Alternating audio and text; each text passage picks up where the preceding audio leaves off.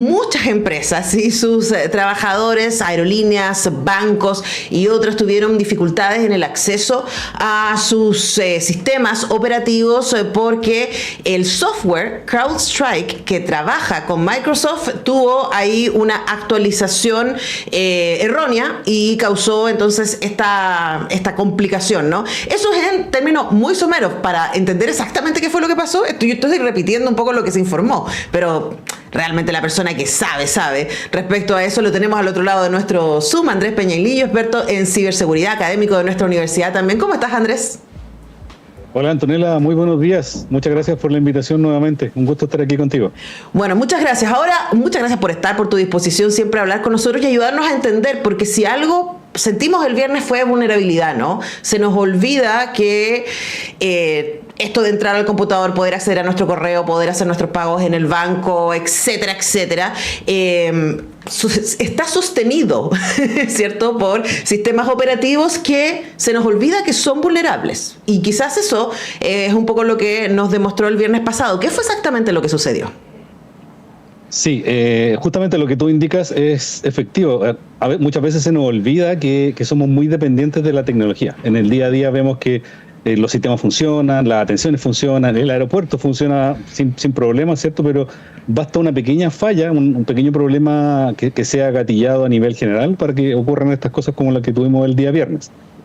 Básicamente lo que ocurrió el viernes es lo que tú comentabas recién. Yo vi en varios medios de comunicación que se culpaba un poco a Microsoft Windows por la interrupción, ¿cierto?, en los servicios de muchas empresas, pero básicamente fue una actualización del software CrowdStrike. CrowdStrike es un software que es un poco más avanzado que un antivirus, es un EDR, un Endpoint Detect and Response, que básicamente asegura que el computador no tenga vulnerabilidades y asegura que el computador no sea atacado. Y hay muchas empresas que lo ocupan a nivel mundial. O sea, aquí fue la medicina peor que la enfermedad.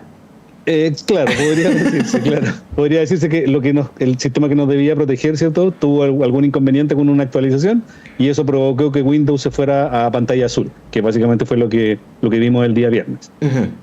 Ahora, si eso sucede, y uno podría pensar que las mentes más brillantes del mundo están trabajando en software como CrowdStrike, y para Microsoft, que es una de las empresas computacionales pioneras, ¿cierto? No se nos olvide, y que por supuesto ensayo-error es algo que ellos trabajan muchísimo antes de que llegue a la experiencia usuario. Entonces, ¿cómo es posible que haya pasado algo como esto?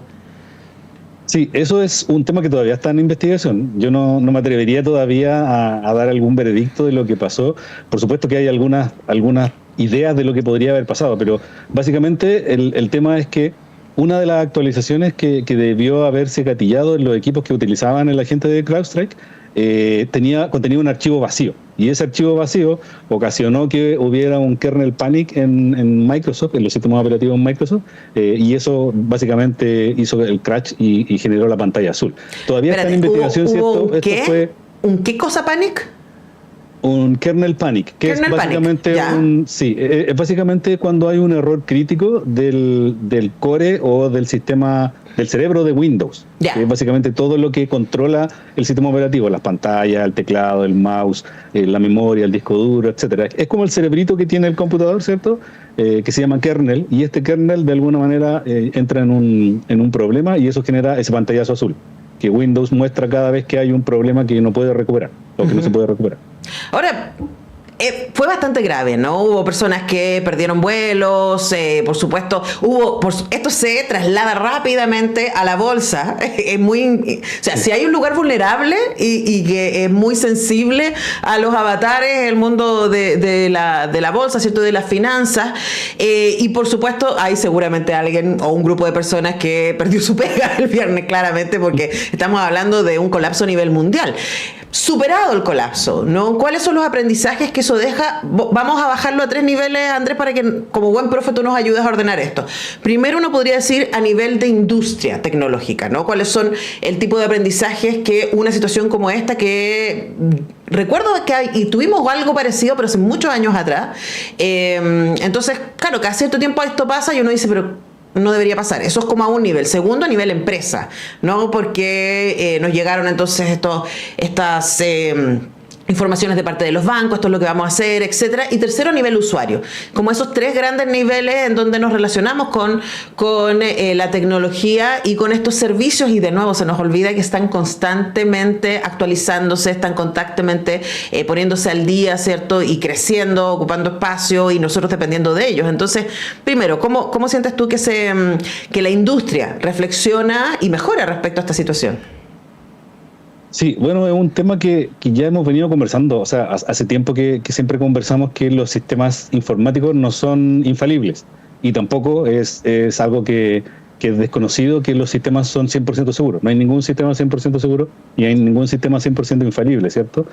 El tema es justamente lo que tú indicas, que si hemos tenido algún incidente en el pasado, pasó hace muchos años, ¿cierto?, con el ransomware WannaCry, pasó hace un montón de tiempo también con otro tipo de incidentes que afectaron a nivel mundial.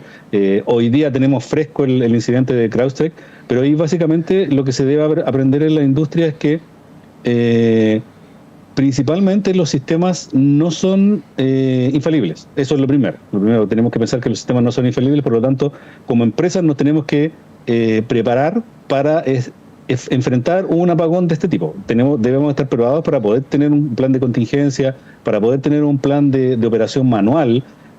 Por ejemplo, yo esperaría que con este aprendizaje, ¿cierto?, las empresas puedan tener un plan de contingencia que permita salir de un problema o volver a recuperar ese problema de forma rápida. Eso a nivel de industria. A ver, perdón que te interrumpa, Andrés, pensemos, tú trabajas en ciberseguridad, lo que a mí se me ocurre, que lo que por ejemplo uno hace en radio, ¿no? O sea, a nosotros se nos cae un entrevistado, rápidamente nuestra superproductora levanta a otro, para que los auditores y auditoras no se enteren de que quedó ese vacío, ¿no? ¿Es posible hacer eso en ciberseguridad, en tecnología, que frente, por ejemplo, a lo que tú decías, venía un archivo vacío? Pueda haber algún tipo de respuesta rápida, perdón mi poco manejo, no en términos tecnológicos, pero puede haber una respuesta rápida y que ese archivo vacío pueda ser reemplazado por uno de emergencia o algo así.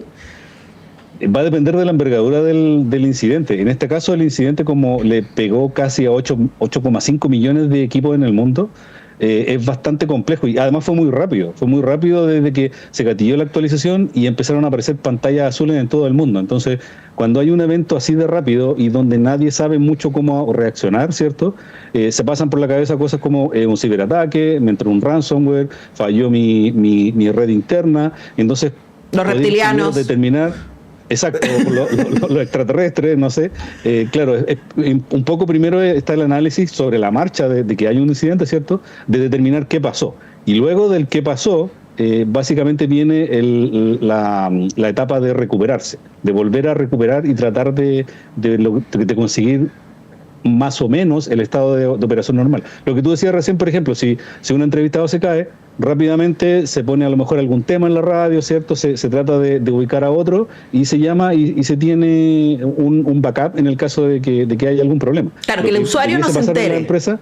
Exacto, que el usuario no se entere y que siga fluyendo de forma más o menos natural. Tampoco puede ser algo que sea natural y que nadie se dé cuenta, pero que sea más o menos natural. Uh-huh. En ese sentido, claro, hay muchos aprendizajes que poder tener. Por ejemplo, hay algunos aeropuertos que hicieron su check-in o su reserva de forma manual, a lápiz, como antes. Uh-huh. Entonces, claro, ahí a lo mejor tener tal vez un plan que no sea tan manual, pero que no sea tan automático, pero que sea algo como para salir del paso en algún momento dado. Lo que pasa es que nosotros como industria muchas veces, ¿cierto?, pensamos de forma errónea que nunca nos va a ocurrir algo, uh-huh, que siempre todo va a estar funcionando, que todo está operando bien, que tenemos respaldo, que tenemos 3 o 4 servidores haciendo el mismo proceso, pero nunca nos ponemos en la situación de que qué pasa si falla todo.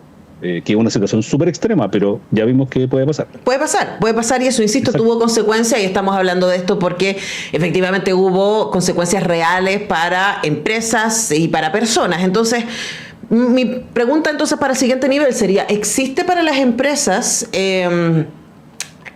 tipos de respaldo en este tipo de situaciones? O sea, que exista, no sé, un sistema operativo beta, ¿no?, en caso de que la se caiga o algo así. Sí, pero sería un poco más complejo que eso, porque por ejemplo tú tienes que pensar que dentro de un sistema operativo hay una aplicación funcionando, hay una base de datos, hay un sistema, en el caso de los aeropuertos, sigamos con el tema de los aeropuertos, no solamente el sistema operativo en sí, no es solamente Windows en sí, sino que todos los sistemas de reserva, de asignación de asientos, ¿cierto? De asignación de vuelos, de controlador de tránsito aéreo, me imagino un montón de cosas que están dentro de los sistemas operativos, entonces no es tan fácil como traer otro sistema y empezar a montar todo de nuevo. Lo que debiese pasar en el mundo ideal, ¿cierto?, es que nosotros tuviésemos un respaldo completo de toda la plataforma, cosa que probablemente no va a pasar. Pero debiésemos tener, por ejemplo, si tenemos un servidor con una aplicación funcionando, debiese haber otro servidor en backup ahí esperando en caso que el primero falle. Claro. Muchas veces las empresas no tienen estos recursos, ¿cierto?, para poder mantener esta infraestructura gigante, porque significaría duplicar todas las plataformas que tengo y dejarlas guardadas por si acaso. Claro. Entonces, ahí también es bastante complejo el escenario, pero siempre se puede hacer, sobre todo con los sistemas críticos. Ok, si este sistema es crítico, entonces voy a tener algún plan B para operar en caso que el sistema falle. Claro, lo que estoy pensando en que, por ejemplo, en términos de energía, muchos edificios tienen generadores. Nosotros acá en la radio también tenemos un generador. En caso que se caiga la luz, bueno, se echa a andar el generador, ¿no? En caso que se nos caiga el sistema acá en la radio, que tiene nuestra música, que tiene nuestras cortinas, que tiene las comerciales, ¿cierto? Se nos cae, tenemos otro computador listo para echar a andar en caso de... Esa es un poco la pregunta, ¿no? Y cuáles son los costos de hacer eso, y si esos costos son más altos que quedar en blanco.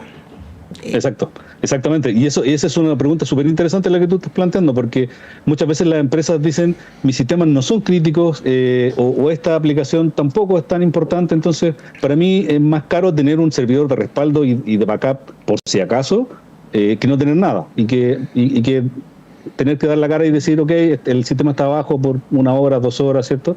Pero eso no podría pasar, por ejemplo, cuando estamos hablando de infraestructura crítica, de hospitales, por ejemplo, de transporte, este tema de los aeropuertos, ¿cierto? Entran dentro de las plataformas que son como declaradas como infraestructura crítica, electricidad, todo el sistema, por ejemplo, que podría haber sido afectado también, el sistema de semáforos, por ejemplo, de la ciudad, el sistema de gestión de aguas en las ciudades.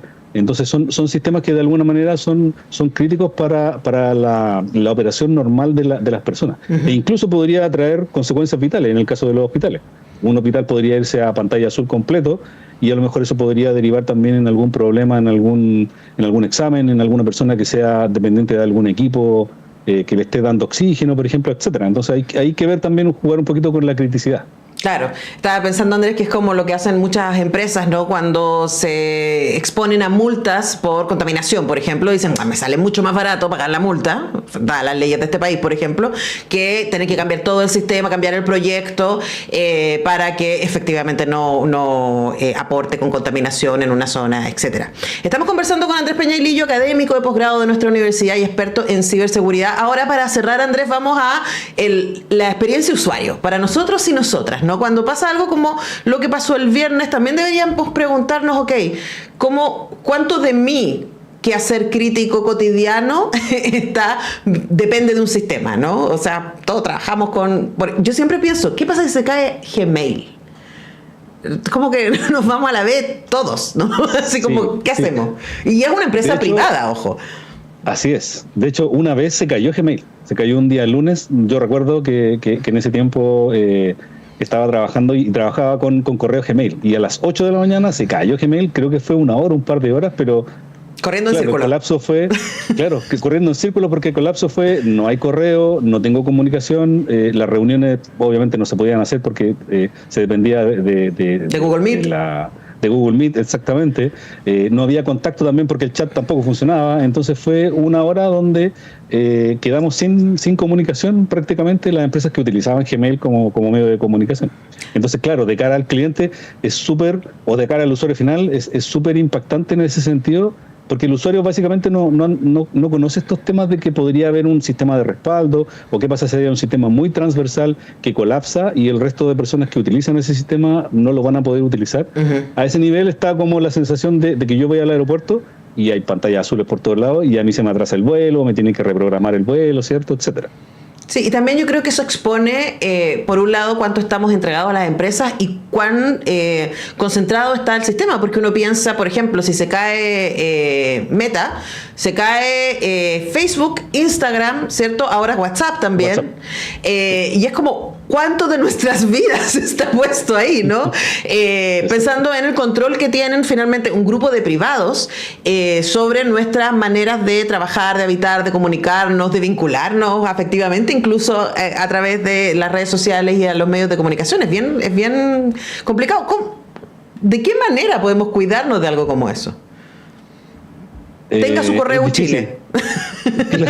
Claro, es súper difícil porque como personas somos súper dependientes de la tecnología también, como tú dijiste, WhatsApp, Instagram, las redes sociales, muchas veces también utilizamos sistemas que de alguna manera nos permiten aliviar un poco la vida, no sé, pedir el supermercado por la aplicación, Google Maps para llegar a algún lugar, ¿cierto? Entonces dependemos mucho de la tecnología y no nos ponemos en la situación de que la tecnología en cualquier momento puede fallar. Es súper vulnerable y en cualquier momento puede fallar. De hecho, hay varias distopías que funcionan desde ese lugar, ¿no? Como hay un momento de crisis, colapso de la tecnología y volvemos a lo análogo. Hay varias distopías que trabajan con esa idea de que esto es momentáneo. Esto que es momentáneo sin duda en la historia de la humanidad. O sea, nuestra dependencia tecnológica es muy, muy reciente y es un pestañeo en la historia de la humanidad. Y puede ser que sea pasajero. Yo quizás, Andrés, nos invitaría, me invito a mí también, yo creo que va a ser tarea, como, ¿cómo sería mi vida si no pudiera hacer esto y esto otro? ¿Qué haría, no? ¿Cuáles serían las opciones? ¿Cómo se hacía antes? Con mis alumnos de periodismo siempre lo discutimos. O sea, es como cuando uno tenía que esperar el teléfono, buscar el teléfono, llamar a cierta hora, porque si no no iba a pensar a la persona en su casa, etcétera, etcétera. Bueno, cosas para pensar. Sí. Andrés Peñailillo, académico de posgrado de nuestra universidad y experto en ciberseguridad, muchas gracias por este tiempo con Radio Universidad de Chile. Nos dejaste más claro y más inquietos. Yo creo que así nos vamos de esta entrevista. Muchas gracias a usted, Antonella. Un abrazo. Nosotros tenemos que ir a la música, a la pausa y ya regresamos.